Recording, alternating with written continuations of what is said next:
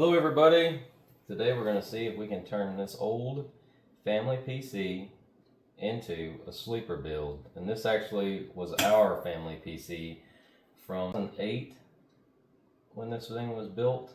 So it's got a few years on it. We're going to see if this thing starts up, see what kind of problems we have, just to see what's in here.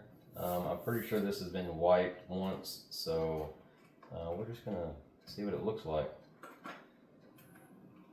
Well, we have power.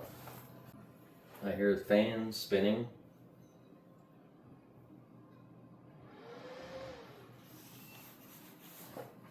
Okay.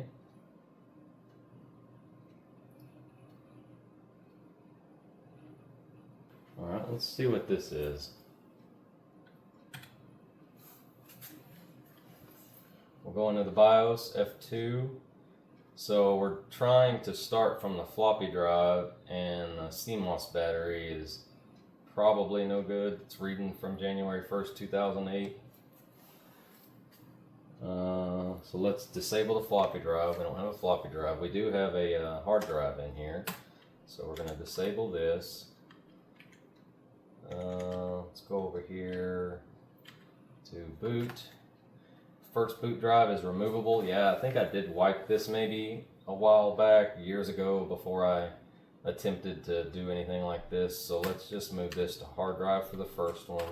Second drive we will do removable. Third boot we'll leave as a CD-ROM.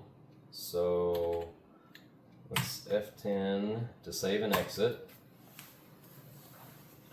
And we'll let it reboot and see what it does. Now this is a Dell Inspiron 531, which I'll show you a little bit more closer here in a minute, just to see if this gets inside of Windows.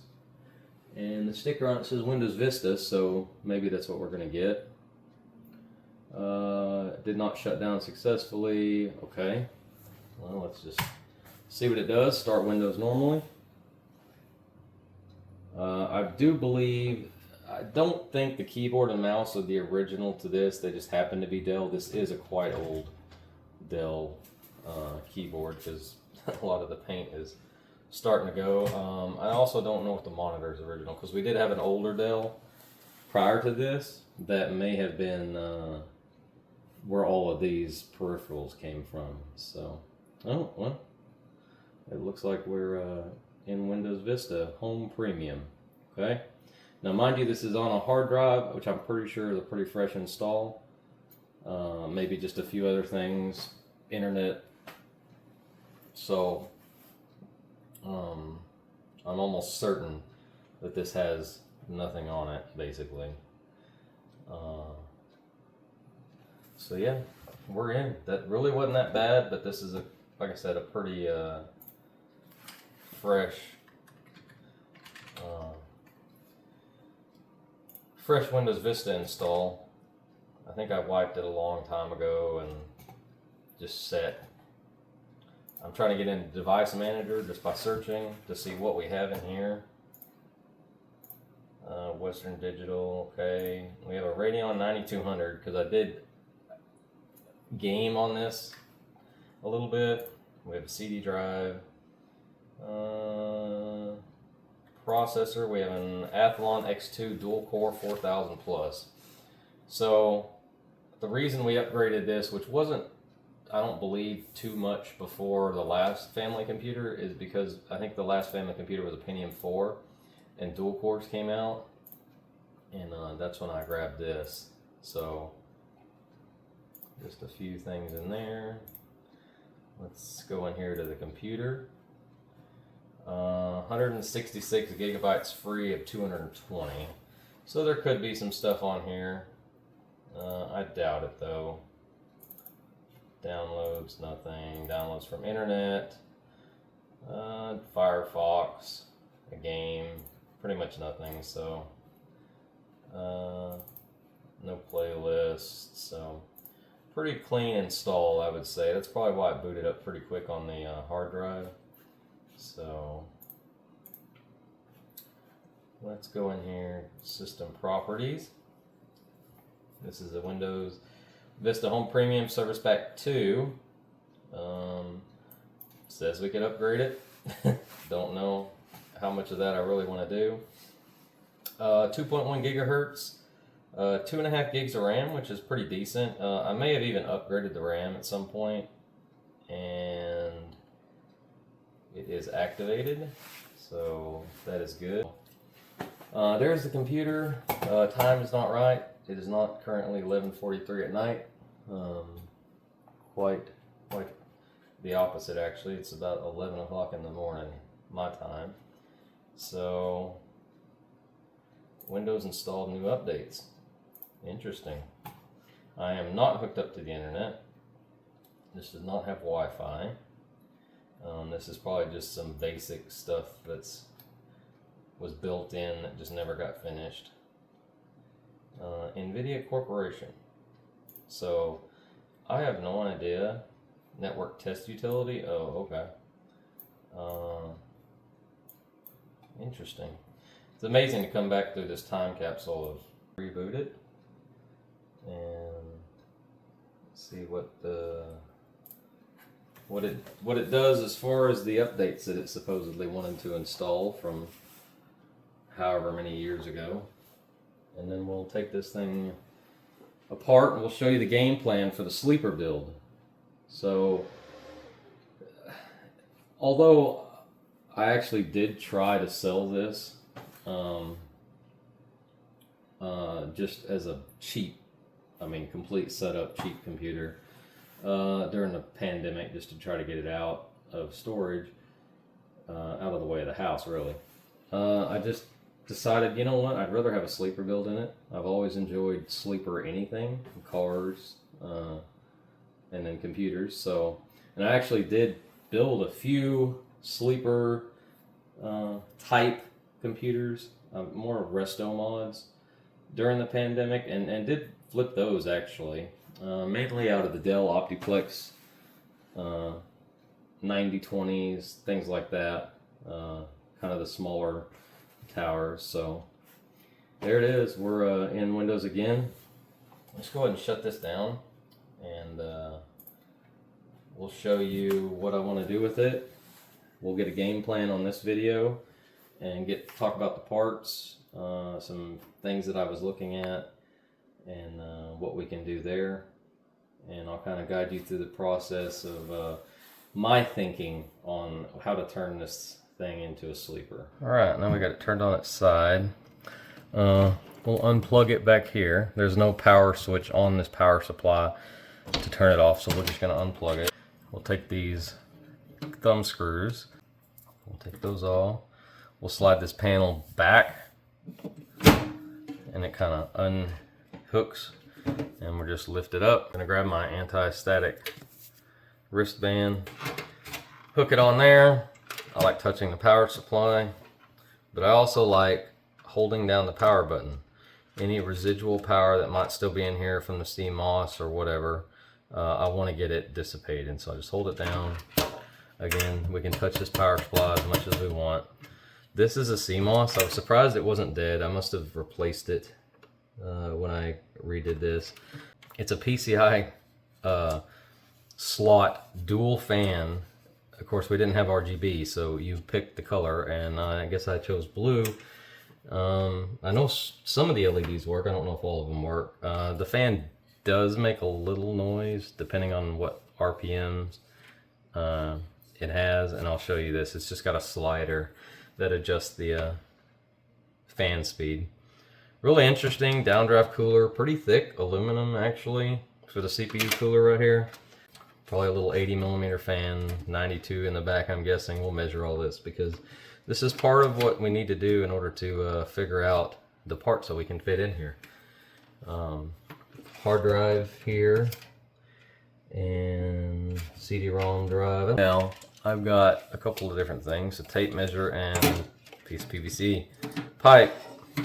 And this may not be obvious, but what I'm going to do is try to measure from the bottom of this, or from the motherboard to the bottom of this. And this is just to get a height on a tower cooler.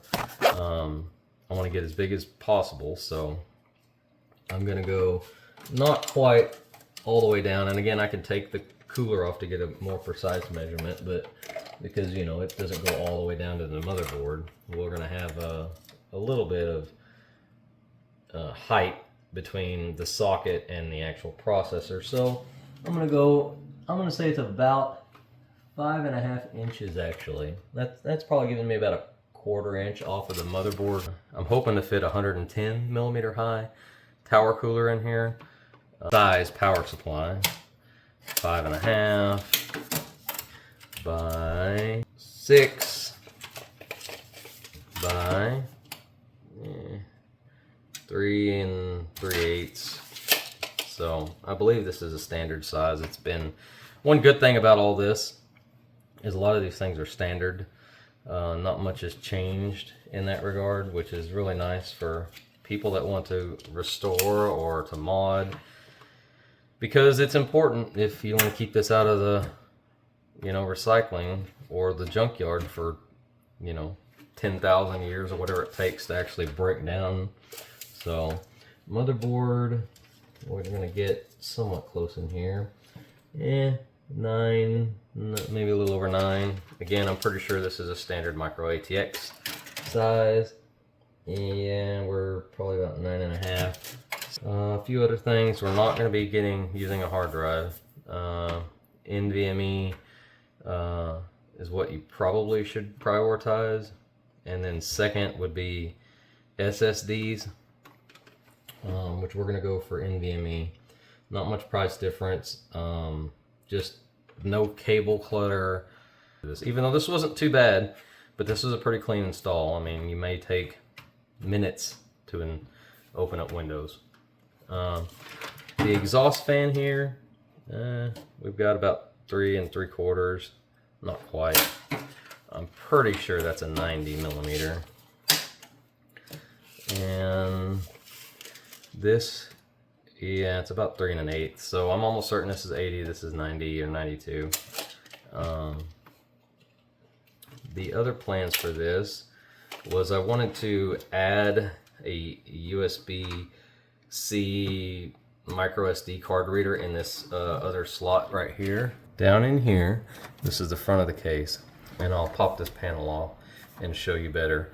I want to try to add an intake fan there. Up here, on the top where the PSU is going to sit, I see a lot of people, they will put this down, much like the original one, where the fan sucks this way where the CPU is and then exhaust out. I don't want that, because you're just going to fight too much with your CPU cooler. I want to drill holes in the top to flip the PSU upside down to have its own little airflow. So it'll suck from the top and exhaust out the back. It's its own little environment here. Won't be messing with anything over here. Won't be fighting the tower cooler or anything like that. So I just feel like back in the day you get away with this. Not really anymore. Let me pop this front cover off and I'll show y'all. Just got a couple of clips. Screwdriver retained. We'll just take these 2 screws here. 1, 2. Slides back, pop that panel off. One thing I was interested in is a lot of these older cases don't have access to the back plate. So that may be another mod that we need to do, is to cut a couple of reasons to access the bolts if we need to with our cooler. We don't know yet. And also probably give it a little bit more room to breathe. And actually, by the looks of it, I did not have to take that off. So let's flip this back over and pop these clips off.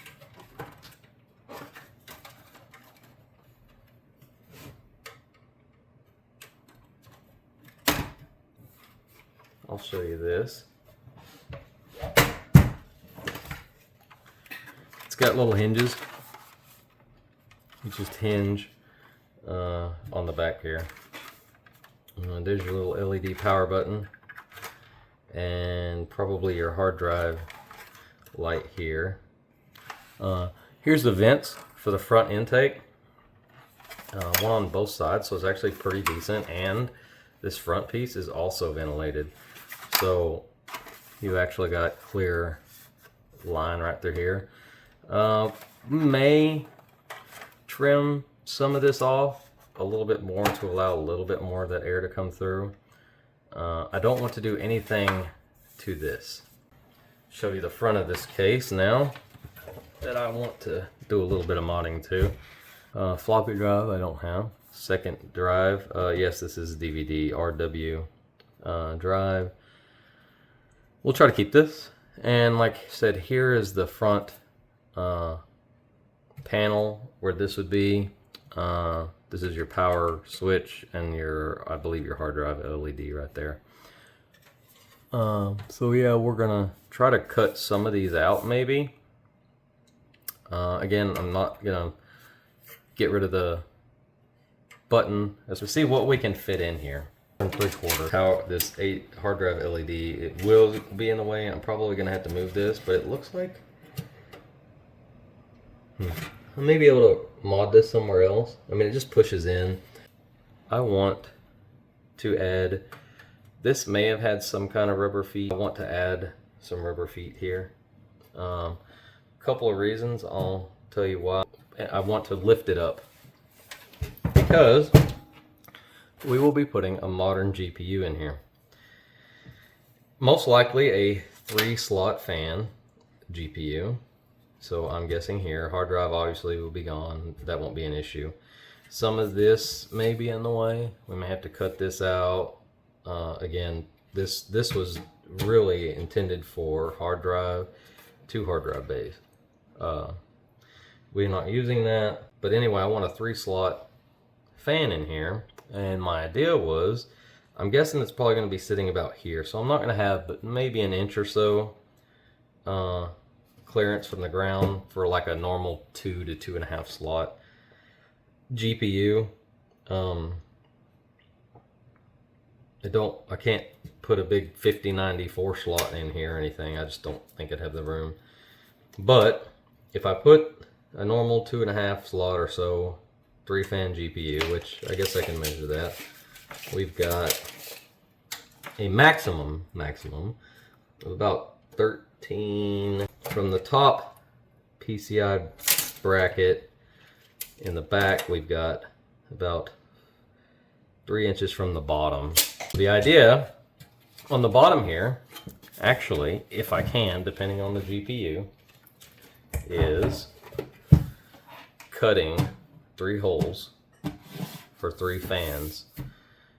Other concern would be that your front audio connectors, power, buttons, all that, I don't know. I think they might be standard. I may have to find a pin layout. I mean, it's labeled down here. I may have to figure that out depending on what kind of motherboard I get. May have to get some jumpers. And I think this is pretty well all standardized to a degree. Maybe a little modification I need to do. But we're going to try to make this look as clean and sleek and unassuming as possible, because other than this up here, from the outside, this computer will look exactly like it did when I started it up. You won't be able to tell. I'm not going to have any RGB running in this thing, so all that'll be disabled when we get to it. That if I were to do this and do this properly and neatly, that other than the magnetic dust filter, you wouldn't know that that didn't come from the factory. That's my main goal with this. And I also want a white build, because what I'm mainly looking for is an AM5. They're pretty efficient for power and heat. So when I was first looking at this, I wanted a 65 watt CPU, and I still want that. I've got a couple options. I believe the 7600, the Ryzen 5 7600, the Ryzen 7 7700, and then you got to go up basically to the Ryzen 9000 with the Ryzen 5 9600X and the Ryzen 7 9700X. I wanted this to be a decent performer now, kind of all-arounder, right? So you'll have a decent processor. That's why I was leaning toward a Ryzen 7 7700 or a Ryzen 7 9700X. They do have a, I believe, a 9700F that they teased or said that they're going to release. I've yet to find it. That's another thing I'm really worried about in this. It's a smaller case. We do actually have a little bit of airflow. I think having this, its own little heat environment, will help. I think cutting the holes down here will help the GPU. And getting this front, adding a fan here will help. The graphics card for this build, unless a customer wants something else, I'm actually getting a free one. Upgrading my nephew's computer, a Radeon RX 6650 XT. I'm going to get that 6650 XT. It happens to be white. It's an ASRock Steel Legend model. But the GPU on 9060 XT, 16 gig. Don't buy the 8 gig. 16 gig, basically should be able to keep that, I would assume, through college. And we'll get it all set up, and I'll let y'all know what I choose on those parts exactly. I really appreciate y'all coming along. Just to kind of go through my process on what I'm looking at, my vision for it. Hopefully it works out pretty well. I was really surprised that this computer from, what are we looking at, 17 years now, is doing well. So thank y'all very much for listening. If y'all have any questions, let me know. I'll answer them if I can. If not, I will try to find you an answer. And if y'all have any criticisms or you know, some recommendations, let me know as well. I want to hear everything, see what I can do to make this better. I really enjoy sleeper builds. I enjoy modding things, and I enjoy bringing stuff back to life. You know, in this case, it's just a case. The other parts in here, I do plan on trying to sell or give away. There's nothing wrong with them. It obviously works just fine. May even look at upgrading this to Windows 10, even though it just went out of life. Maybe we can do something with this. But that's the plan. I appreciate y'all. Y'all have a good one.